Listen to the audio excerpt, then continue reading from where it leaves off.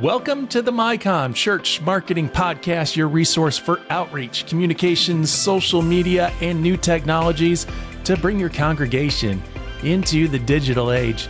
My name is Ryan Dunn, and this episode of MyCOM, we get to visit an old friend of all of ours, former MyCOM producer and host Dan Wunderlich. This is MyCOM episode number 100. Yeah, so it felt like a great opportunity to look back while we also talk about moving ahead. I'm so thankful to have this opportunity to speak with Dan. He's been an influential voice in my own journey into the world of ministry and digital spaces. I attended a training that he offered about social media for ministry a number of years ago, and what he offered that day got me really excited about how we could use social media to reach people and offer a pastoral presence beyond the limited time that we got to spend with people inside of our church programs. I was so excited, in fact, that I ended up eventually taking a role as the Minister of Online Engagement for United Methodist Communications. Anyways, in this episode, we ran through a number of important topics. We talked about understanding the audience, adapting to new technologies, the influence of diverse communicators, the importance of visibility in ministry, and even we talked about the role of improv in ministry. This 100th episode of MyCOM is brought to you by Rooted Good, your church, your community, your future. The Good Futures Accelerator provides churches with the tools to create mission-driven uses of church property and new revenue streams. Learn more at rootedgood.org/goodfutures. All right. Our quote-unquote guest for this episode doesn't need a whole lot of introduction, at least if you've been following this podcast for a bit, but a little background is helpful, right? I'm actually going to steal what Dan shared as an introduction in a training cohort that we're both participating in. He offered this about himself. He is an Enneagram 1, Wing 9, and an elder in the Florida Conference of the United Methodist Church. Dan pastors Lakeside United Methodist Church, serving Sanford, Lake Mary, and beyond. And when he is not pastoring or parenting, he does improv comedy and has just completed training through SAC Comedy Labs in Orlando, where Wayne Brady got his start. And Dan is part of a new improv team called The Agreeables. The rest of the story we'll get from Dan himself here on the MyCOM podcast. Dan, every time you're out, we seem to pull you back in. Welcome back to episode 100 of the MyCOM podcast. Thanks so much for joining us. I would love to go back to the beginning of the journey for you in podcasting. What led you from going from pastoring to podcasting, or, pastoring podcasting? Well, first, Ryan, thank you so much for pulling me back in. When I was writing up my little kind of goodbye message there for my final episode, I was doing the math and discovered I'd had a hand in 77 episodes. And I say a hand in it because this show wouldn't happen without all the support from the communications people, from Darby to Josh to Renee, to all the folks at the team there. And another fun fact, I have never set foot inside the communications building. Their willingness and ability to work with someone from a distance has been awesome, but it didn't even occur to me that number 100 was right around the corner. So it's fun to jump back on. But to your question, the short answer is I was wrapping up serving 2-point charge after having served in college campus ministry for a while. And my wife had gotten her PhD at the University of Florida, and then got hired to teach at the University of Georgia. And so when we were moving across conferences, there wasn't really a church appointment that made sense. And so I had two options. I could either go on family leave, transitional leave, or I could figure out a way to keep serving. And I wanted to be helpful to the denomination and to my peers. And I had a passion. I had a degree in advertising. I had a passion for church communications. And so I pitched to my DS, who's now Bishop Sue Halpert Johnson, this idea of starting podcast ministry and an online ministry to help preachers, teachers, and communicators get better at their skills. And so I launched the Art of the Sermon podcast, and that's how that got started. But the longer answer is that I started listening to podcasts like 10 years before that. I was downloading Wait, Wait, Don't Tell Me and This American Life to my computer, then transferring it to my iPod so that I could then listen to it somewhere else. And then even really the genesis of that was growing up in the car, we would listen to like Adventures in Odyssey, which was this like narrative radio show for kids. And we'd listen to Wait, Wait, Don't Tell Me and Car Talk on Saturday mornings driving to Little League or to Florida Gator football games. And my parents have like cassette tapes of me hosting my own radio shows. And this is really embarrassing, but when I would do my chores around the house, I would narrate them almost like a cooking show. Like, I'm cleaning the bathroom and here's how I'm doing it. So I have been hosting stuff for my whole life. And so when the opportunity came along to do it and actually help people and have other people listen to it, I jumped at the chance. You're primed to be an influencer. Come along with me while I write this Sunday sermon. That would never, for all of the stuff that I do in this sphere, that's never a title I've ever applied to myself. So thank you for bestowing that upon me, I guess. Yeah.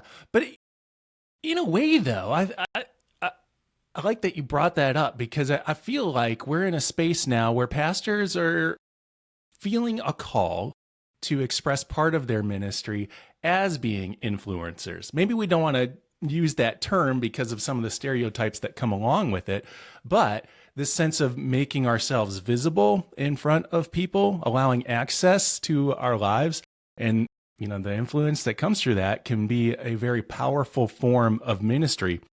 As you started your podcasting journey with the Art of the Sermon, did you find that some of your not just church leaders were getting something out of the sermon, but was it having an impact on your kind of church life, congregational life as well? At the time, I was just attending a local church in Athens. Shout out to Tuxton United Methodist Church. They're still United Methodist, still going strong. So I love Tuxton. But I connected with local pastors in the area. There were some young pastors in the area, and connected with them. And that was a lot of fun. And I really firmly believe that communicators of all kinds can learn from communicators of all kinds. And so, started with the easiest invitations of pastors in the Florida conference or a bishop that I knew, but really branched out from there and tried to interview people from different careers. So I interviewed the guy from Sons and Daughters. I interviewed Brad Montague, the guy from the Kid President videos. I interviewed an editor of the Harvard Business Review. And I tried to cast the net widely because, and I love stand-up comedy. I do improv comedy, and I feel like we can learn a lot from comedy. But if pastors only try to learn from comedy, I think you're missing out from a lot of places that we could learn from. So I would say that it had to have influenced me over those years, but it was nice because in a way it was like a 3-year break from week to week preaching. And maybe it let a lot of that stuff marinate so that when I jumped back into it, I was hopefully a step further than I was when I left. So. What were some of the things you learned through the experience of talking to some of those people who are outside the quote unquote church world, like Kid President? Yeah. Well, the funny thing is that I started that in 2015, which is like kind of right after Serial. And so podcasting was now on people's radar, but not everyone and their mom had a podcast. Like all the stats show that the vast majority of podcasts have no more than 3 episodes, right? If you make it to a 4th episode, you're like in the top tier of podcasting. And so all of these people were saying yes, like Adam Hamilton said yes. Adam Weber at Embrace Church up in South Dakota said yes. Andy Stanley said no, but I get that. That's totally fine. And so like these people were willing to be, because they weren't getting 45, requests every day. Right. Yeah. But I just loved learning from all of these folks. And so like Brad Montague, his brother-in-law was Kid President, but he was the writer behind all of them. And just learning that it was a passion project. He wanted to spend time with his brother-in-law. He wanted to get out this message of positivity and creativity. And it's literally a cardboard set. Now he had come through like some broadcasting training, But especially now, you and I were talking right before this began, the bar for how much training and equipment you need to do anything on the internet today is so much lower than it used to be. Yeah. And so that kind of what you were asking about before, the pastors jumping into the influencer space, like just the biggest question is, are you comfortable with putting yourself out there? People will always gain a bigger following than an organization. And that's hard for me because I have no problem speaking to a camera. I have no problem speaking to a big room, but I get really uncomfortable making myself the spotlight or trying to sell myself. Or anything like that. I think a lot of people in ministry echo that sentiment. Yeah, for sure. Yeah. We're also a family that tries to keep our kids off the internet. You know, some of these pastors that make a big influence are people that like their family becomes like a vlogging family, and that's just never going to be us. But all the tools are there, all the resources are there for so less money than you probably think if you haven't jumped into it. And so the question is, do you have something? And this is what got me behind the microphone. I felt like I had something that would be of service, and it was not. It would be shirking my calling if I didn't use that time to do that work. So, were there things that you learned in talking to those people that you've now made a regular part of your practice of ministry now that you're back in kind of the congregational work? The biggest thing I think is just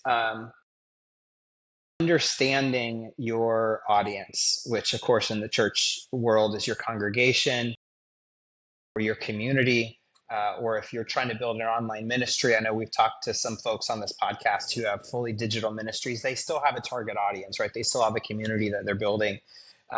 You can do what the people who get to film what interests them and it takes off are the lottery winners. And that is so highly unlikely to ever be the case for us. And I never got to interview him, but Adam Savage, former Mythbuster, who's now got the Tested online community. He's a maker. He's constantly filming, like making spacesuits and movie props and all this stuff. He does Q&As regularly. And someone said, like, how did you get to just do what you want to do, film it and get famous? He's like, do you think I actually want to do all the things that I do on camera? Like, I'm still doing things that I know the audience wants to, but I may not be that interested in. And there's some things that I'm really interested in that I know my audience isn't. And so I don't put that on. And so he makes it look so natural. But it is just so important to understand what your audience, your congregation, your community needs, what they're interested in, and how to reach them. You know, for some people, podcasting is the way to go. For some people, TikTok videos are the way to go. For some people, it's not going to be online. It's going to be other forms of communications. It's really just understanding the people you're trying to reach. So if I ever score a yes from Adam Savage, I will invite you back on as co-host. Awesome. I would love to know how, at the local church you're working with, how do you get a sense of what the audience is? What are they looking for? Mm-hmm. Well, there's the mixture of following your analytics online. So what videos, what reels, what social posts get engagement, what don't. And so that's a feedback loop that we can all tap into. But then it's really just like, I greet at the front door at my church. We're not a huge church, but even if we were, I'm not insulting any other pastors. I could not be the sit in the green room person and wait for the stage manager to say it's your time. In fact, I hired a new employee that had worked at another church. And the first Sunday he came to visit to see if it was the right fit. He was like shocked to find me greeting at the front door. I'm not the most extroverted person. I can speak to large rooms of people, and having been in college campus ministry, I just learned the practice of being comfortable having first-time conversations with people you've never met before. But embracing the awkwardness. I'm not the most extroverted person, but I know the value of being there at the front door and saying hello to people. Being in the narthex or the lobby after the service, and then just really kind of listening to what people are responding to or what they're sharing with you. And the other thing too is just like I so wish and it's easy for me to say now that I'm out of the host seat of this podcast. I wish I could delete Facebook. I never want to be on Facebook again personally, but I learned 95% of the things I know about the lives of my congregation members from what they're sharing on Facebook more than what they're telling me in person. So you got to kind of do a little digital eavesdropping too. Yeah. Okay. Yep. Yeah, trolling for Jesus. That's what I call it. Yeah. In a good way, not to bring up the conflict, but just to get your finger on the pulse of what people are talking about, for sure.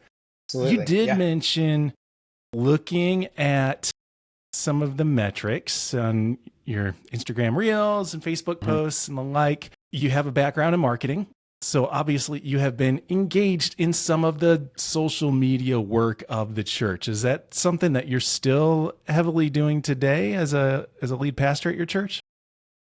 Yes and no. I am grateful to have a communications person. I've had a communications person the whole time that I'm there. It's turned over a couple times, so we've had all awesome people in that role. I do have a degree in advertising, but Facebook came to campus while I was there. So like my degree was, what I learned was how to communicate. The practicals of, we were learning paste up ads. We were learning yellow pages ads. We were learning newspaper classified ads. Like the actual deploying of like the strategy was obsolete before I even got my degree. And so really I had to learn by doing. And that is something that all of us can do. I have noticed that the less I'm in it day to day, the faster it gets away from me. When I was in extension ministry, I had time to read 3 social media blogs and subscribe to 5 newsletters and keep up with it.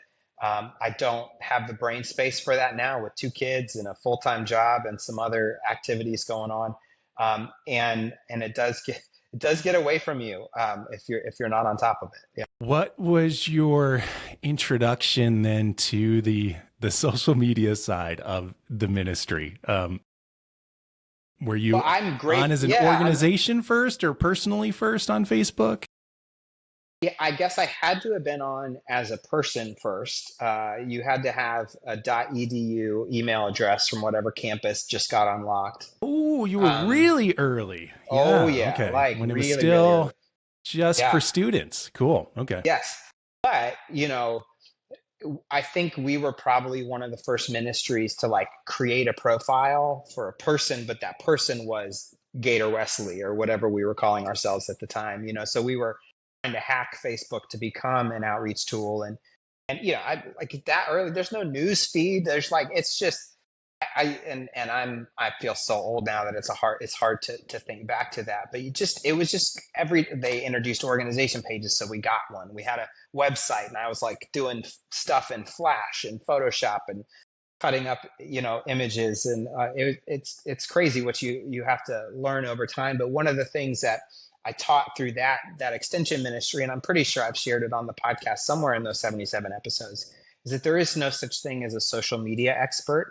There are social experts who learn the media, because the tools and the strategy is always going to change. There's going to be a new platform to learn, or all the platforms are going to change their algorithm. If you know how to talk to people, if you know how to connect with people, if you know how to build engagement, you just have to learn whatever the new tool is.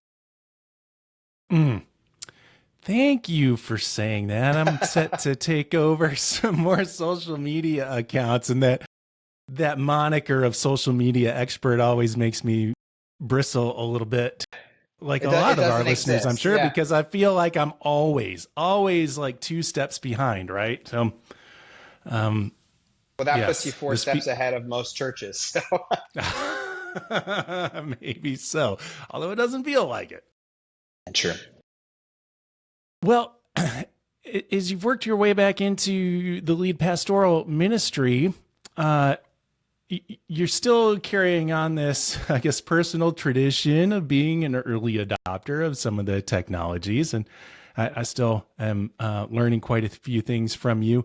What have been some of the technologies that you've been grabbing onto recently that have been helping you in your practice of ministry? Sure. Well, right now we are still in the era of short form video.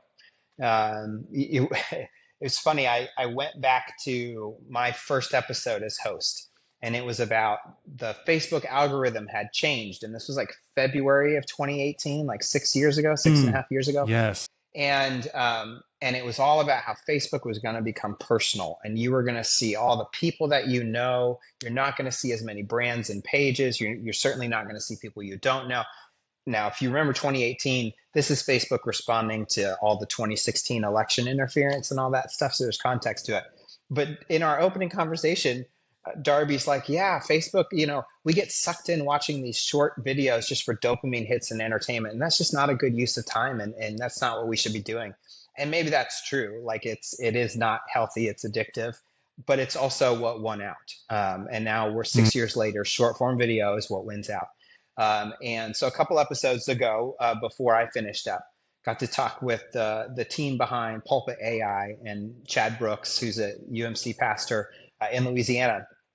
And this is an AI tool that you input your sermon in, either a manuscript or an audio file or a video file. And then it uses the power of ChatGPT or whatever service they access to transform your sermon.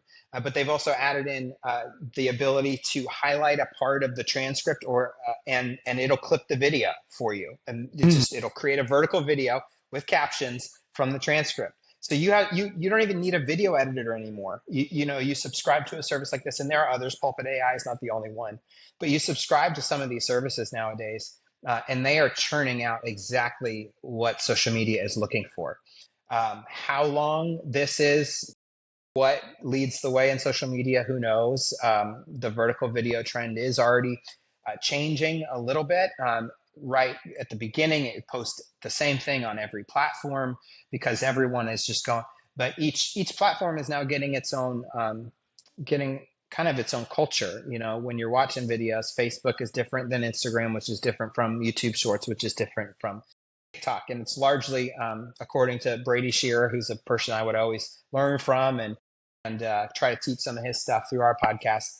It's being broken down by generation. Different generations are using different platforms. So vertical video is the format, but it's Gen X and Boomers on Facebook. It's Millennials on Instagram. It's Gen Z on TikTok, and it's Gen Alpha on YouTube. So if you were posting a short form video for your church, what might be the difference in the videos that you're posting to those different platforms? We right now only post short form videos to Instagram and Facebook, so they're fairly similar. But my communications person is now a Gen Z person, and so some of the editing that they've done on our video announcements crack me up because he has so quickly learned the zooms and the intercuts and like pasting in emojis and so just his sensibility and his editing style for our video announcements is probably a little bit off-putting to some of our older folks. But like if we were posting short form videos to YouTube and to TikTok, I'd probably encourage him to do a bit more of the quick cuts and the zooms and the text on screen or imagery, that kind of stuff. As you're crafting a sermon, do you have the short form video in mind? I used to think about tweets. Is this going to be tweetable? Yeah. Are you doing the same thing now with short form video? Like, oh, this is going to be the moment. I am trying to resist the urge to specifically write to that moment. But at the same time, like I do think that's part of it. I think when you get to a segment or a part of your sermon that you think would be relevant to people outside of the walls of your church, I think it behooves you to try to fit it in 90 seconds or less if you can, or at least fit a portion of it there, right? You can expound on it because I'm a person of nuance and caveats, and I have a real hard time just being, this is how it is, or this is exactly what you should do. And so my reels at first were like 3.5 minutes long. That's not a reel. That's just a video, and so we've had to get better about it. But there are also times where I'm preaching and I know this is the moment. So actually I'm going to look down the barrel of the camera. Like we've got a camera in the back, and I do not regularly, I look in it at the beginning of the service I look in it during the passing of the piece and talk to them about being able to give online later in the service. But I generally don't, like, it's as I'm scanning the congregation, the camera isn't in that scan unless I'm like, ooh, this is going to be the moment. And then I try to make eye contact. Not for long. I don't want it to end up like televangelist style, but I do try to make that eye contact. Yeah. No. So, but as far as, are you a manuscript preacher or more extemporaneous? Since you are doing the improv. Yeah. Pre-pandemic, I was no notes at all. I wrote completely verbally. I would just walk in circles or take a walk around a park or take a walk on a trail, and I would just do my sermon. And without fail, my first time through was 60 minutes. My second time through was 45 minutes. My third time through was 30 minutes. And it was just like, and this is how Taika Waititi does screenplays. I saw a reel with him. He writes a screenplay. He puts it in his desk for a year, and then he pulls it out. He reads it one time, throws it away, and retypes everything he can remember, and just assumes that whatever he remembers were the engaging parts of the screenplay, and then he fills it out. We don't have a year between sermons, but just like every time through, when you're not making notes, like you're just remembering what you thought was effective. I was pre-pandemic. I was 18 to 22 minutes. I'm now like 25 to 40 minutes. I have notes on the iPad. I read more than I'd like, but they're handwritten notes. They're halfway between an outline and a manuscript. And yeah. A lot of pastors got shorter in the pandemic. I got longer. Yeah. I was asking because I was just curious if you were very intentional about trying to identify the moments where you might have your 90-second landing of impact. I do. If I notice it as I'm writing, I will try to workshop some of the language, and I will try to internalize it so I'm not just reading it. And I try to do that with the end of every sermon. I'm not super successful, but I would love to be as connected to the congregation and not looking at my iPad as possible. But a lot of times, I for whatever reason, I tend to notice it in the moment. If I notice it in the moment, and in some ways that is the kind of the urge that you're taught to pay attention to in improv. And so I can, even in those moments, maybe go away from my notes and say, like, I know this is going to be it. So what can I say that will be most helpful right here? Or how can I drive it home? So, yeah. We're going to wander away from the technology and and look at some of the other things that you've been learning, because I'm curious about how improv training has impacted your practice of ministry, especially teaching. Have you seen an overlap? Oh, absolutely. There's Pastor Katie up in Virginia. I think her last name's Phillips. Pastor Katie up in Virginia. She was a professional improv comedian, is now a United Methodist pastor, is incorporating improv in her ministry. Now that I'm to a degree trained, I want to do that at my church. I think it's an excellent tool for all areas of life. How I have taught it to other pastors and contextualized it is that first rule of improv that most people know: yes and. You say yes and. A lot of pastors get really nervous because does that mean I need to say yes to whatever the person I'm interacting with?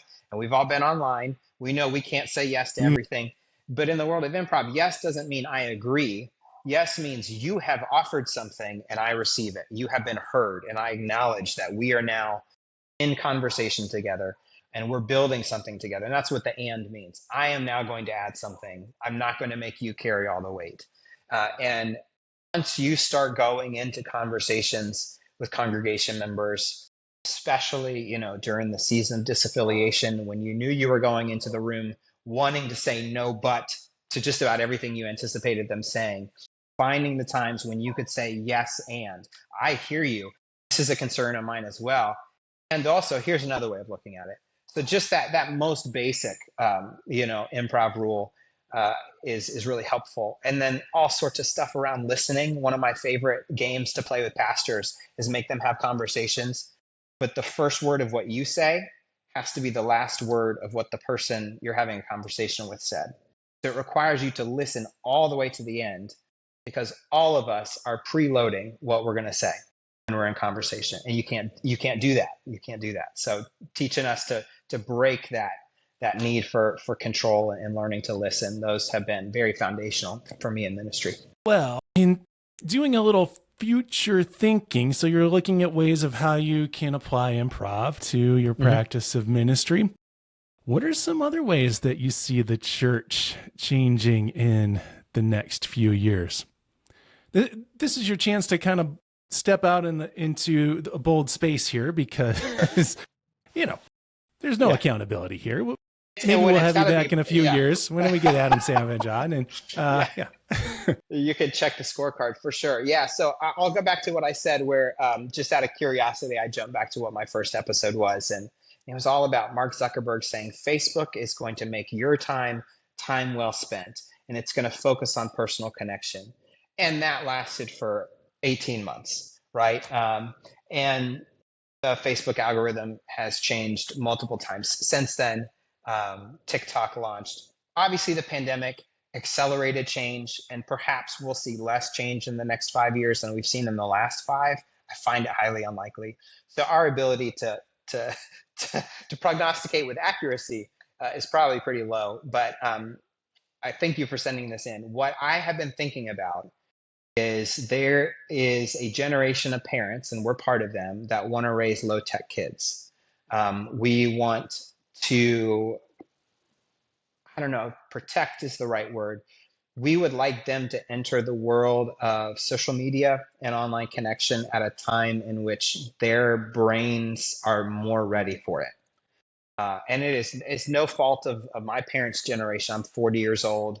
I didn't get my first cell phone until college. But, we've got the last maybe 10 or 15 years of kids who were given iPads just to get them to be quiet, and Minecraft and online gaming and all this stuff. And I think the movement towards low tech amongst kids is going to grow. And if that's the case, then in 5 and especially 10 years, people are going to be going into youth and young adulthood. Are going to have a different relationship with tech than we do now. I'm hoping it will be a more responsible, but that's putting a lot of pressure on the kids. But all that to say, I think we're going to see less people sharing so much of their life. And I think we're going to see people being more judicious about how much they communicate, how they connect. Already, the younger kids, they're still in Snapchat because it's based off the DM model, or kind of small groups. They're certainly not on Facebook. They're not really on Instagram. They might be on TikTok consuming content or even publishing their own, but the way they connect with others is through DMs.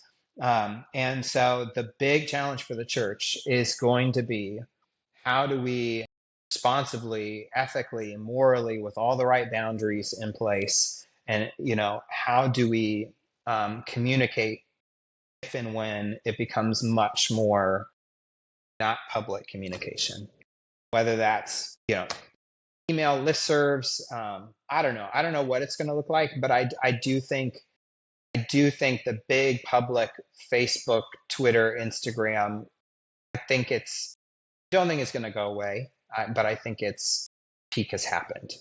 Now, bring me on in 5 years, I'm sure I'll be absolutely wrong, but that's my thought. Is I think it's going to go much more personal and much more private, and I think that is a reaction to what we are now understanding about what this stuff is doing to our brains, and it's going to take a generation of parents raising their kids differently, and those kids having a different relationship to tech. So. And your synopsis of the traits of this younger generation, in my practical experience as the parent of a teenager, is right on, because here my son has no presence on Facebook, not on Instagram, has a TikTok account, but is doing exactly what you said, posts zero content, but consumes a lot of it there. And the DM side of things, and here he heavily gets into Discord as a chat feature, is integral for his relationship building with his friends. That they are in constant contact now through these DMing platforms. And we're seeing now a little bit in this election cycle, people whose past internet history is coming back to bite them. I think that's the first time we have a presidential candidate that has to drop out because of something they posted on Facebook. Kids are just the young people, I think, are going to change the way that they conduct themselves online. Either that or we're just all going to decide it doesn't matter. That'll be a different and possibly sad day too. So, or just admit we're all dumb and we all did that stuff. It's just they had the bad luck of it getting captured on camera. So. Absolutely. Yeah. Because we could probably both relate back to some regrettable things that we said or did when we were teenagers. And it just, there wasn't a moment to capture that. The media wasn't there. Right. So, yeah. Well, and sorry to go off on this tangent, but you see articles about phone-free schools. And I heard an interview with a superintendent. He does soup with the soup, and he sits down with students and has lunch with them. And the number of students, particularly middle school girls, who thank him for phone-free schools. They're like, I don't have to spend an hour doing my hair, makeup, and wardrobe every morning. I just don't feel the pressure that I'm going to be on camera at any moment. And so, I think it's gonna be a big change, and it's gonna have to change the way that churches interact for sure, because it's going to take things more private. But that's also going to be more healthy. And so we just have to. We have to cheer on that change and then accept the challenge of figuring out how to connect in that kind of world. Good stuff. Well, Dan, before I let you go, any other bold predictions for the future of church? Good gracious. Bold predictions for the future of the church. Let's keep it United Methodist. I do think we are going to see a period of time of contraction. I think we're going to see some smaller churches either close or merge. Already in Florida, we're responding to, kind of now UMC deserts, areas of town that don't have United Methodist ministries anymore. But I'm really, really excited to see how conferences are going to try to step in those gaps and have the opportunity to make church planting a priority again. Potentially make digital church planting a priority again. And my hope would be too, not that mega churches are the ideal, but I would love to see with contraction, people not just melting away, but joining together either with a ministry that is healthy nearby, or joining together to build something new, without, all the golden calves that come with 125-year-old churches, and all that. So cool. Well, Dan, thank you so much for carving out the time to talk to us. Welcome back to the podcast. It's been real. Yeah. And for those watching on YouTube, this is what I look like. We didn't have the video component, and so this is the face to go with the voice. Probably shattered the illusion for the last 6.5 years, but thank you, Ryan, and thank you to Renee and the whole team there. You guys are the best. It was a privilege. I'm always here to serve. Thank you, of course, to all the listeners again. Like I said before, y'all are the reason both Ryan and I do this work. We would not do it if it weren't helpful to folks, and you guys inspire us. I hope that you left every episode, at the very least, encouraged that you are not alone, that there are other people trying to figure this stuff out together. So. For sure.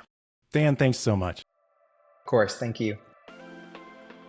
All right. That is a wrap on episode number 100 of MyCOM. Congrats to Dan, to some of the people from the past, Darby and Josh, who helped to get the whole thing started, to Renee, who continues to oversee production. I'm Ryan Dunn, and I'm looking forward to connecting with you again through episode number 101, due out in 1 month's time. This episode has been sponsored by Rooted Good, your church, your community, your future. The Good Futures Accelerator course provides churches with the tools to creatively use church property to align money and mission and build financial resilience. Imagine empty rooms to shared working spaces, commercial kitchens to incubator food businesses, parking lots to weekly farmers markets. Your solution will be unique to your church and your community. Good Futures works. Learn more at rootedgood.org/goodfutures. If you need a little bit more MyCOM in the meantime, I would recommend our May 2024 episode with Sabrina Joy Stevens about digital storytelling. It complements this episode nicely, and so does episode number 84 with Brady Shear, in which he and Dan talked about a one-page church social media plan. Well done, team. We'll have episode 101 to you on the third Tuesday in November 2024. In the meantime, peace to you.